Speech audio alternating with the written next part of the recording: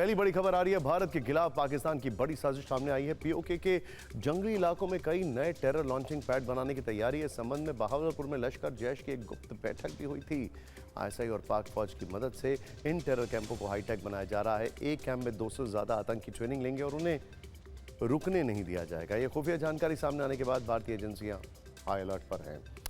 और राहुल गांधी ने RSS BJP पर सियासी आरोप लगाया। एक पोस्ट में लिखा कि आरएसएस बीजेपी को संविधान नहीं चाहिए।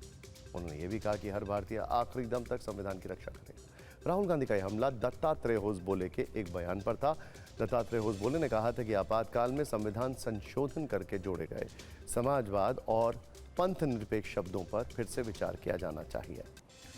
एआईएमआईएम अध्यक्ष असदुद्दीन ओवैसी ने निर्वाचन आयोग पर बिहार में गुप्त तरीके से एनआरसी लागू करने का आरोप लगाया है। कहा है कि वोटर लिस्ट में नाम दर्ज करवाने के लिए हर नागरिक को दस्तावेजों के जरिए साबित करना होगा कि वो कब और कहां पैदा हुए थे।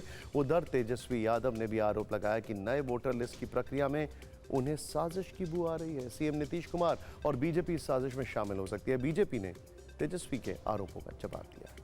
आज ईरान के विदेश मंत्री सैयद अब्बास अरागची से एस जयशंकर ने फोन पर बातचीत की है। दोनों के बीच ईरान की मौजूदा स्थिति पर चर्चा हुई। भारतीय नागरिकों को ईरान से सुरक्षित निकालने में सुविधा पहुंचाने के लिए एस जयशंकर ने उन्हें शुक्रिया अदा किया। भारत ने ईरान इजरायल संघर्ष के दौरान ऑपरेशन सिंधु चलाया।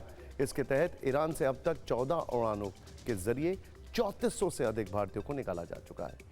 कोलकाता के लॉ कॉलेज में गैंग रेप की वारदात हुई है। फर्स्ट ईयर की छात्रा से 3 लोगों पर रेप के आरोप लगे हैं। तीनों आरोपी गिरफ्तार हो चुके हैं। आरोपी लॉ कॉलेज के मौजूदा और पूर्व छात्र हैं। एनसीडब्ल्यू ने पुलिस से 3 दिन में एक्शन टेकन रिपोर्ट मांगी। कोलकाता लॉ कॉलेज में गैंग रेप की वारदात पर सियासत भी गरमाई। बीजेपी ने कड़े शब्दों में निंदा की कि लेफ्ट ने लॉ कॉलेज के सामने प्रोटेस्ट किया, लेकिन टीएमसी सांसद कल्याण बनर्जी का अजीब बयान आया। उन्होंने कहा कि अगर कोई दोस्त अपने दोस्त के साथ बलात्कार करे तो क्या ही किया जा सकता है।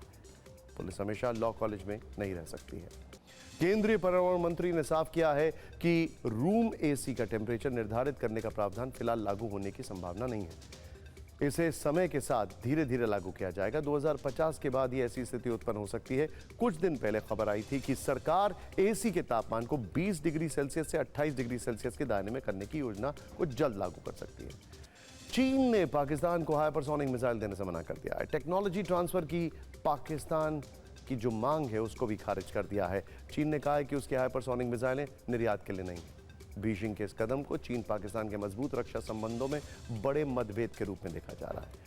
पहाड़ से मैदान तक बाढ़ बारिश का कहर देखने को मिल रहा है। हिमाचल के धर्मशाला में बादल फटने के बाद अब तक 5 शव बरामद किए गए हैं। गुजरात, एमपी और राजस्थान में भी बाढ़ जैसे हालात हैं। वर्धा में सैलाब में फंसे छात्रों का रेस्क्यू किया गया है।